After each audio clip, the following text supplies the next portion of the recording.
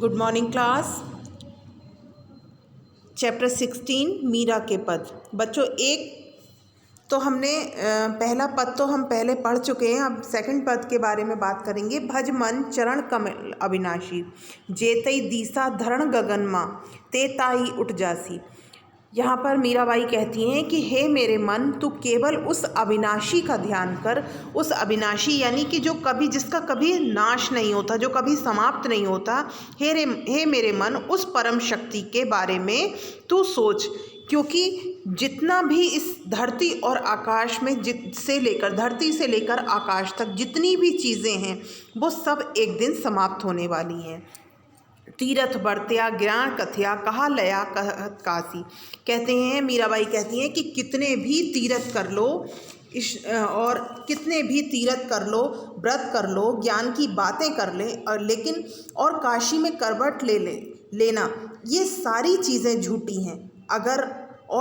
ये सब चीज़ें आडंबर है। अगर आपने उस परम अविनाशी सत्ता को नहीं पहचाना तो ये सब चीज़ें बेकार हैं।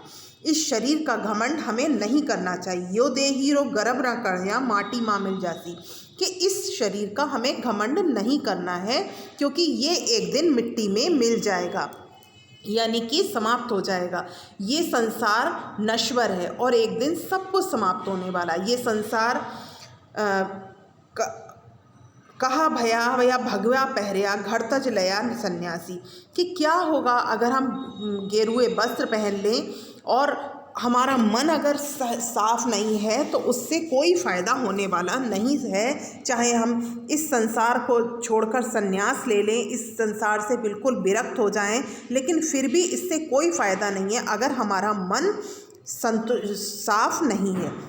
यह संसार जैसे चिड़ियों का खेल है। चिड़ियाँ सुबह को निकलती हैं और शाम होते होते अपने उसी स्थान पर वापस आ जाती हैं। उसी तरह से एक दिन सब कुछ इस संसार में भी समाप्त हो जाना है।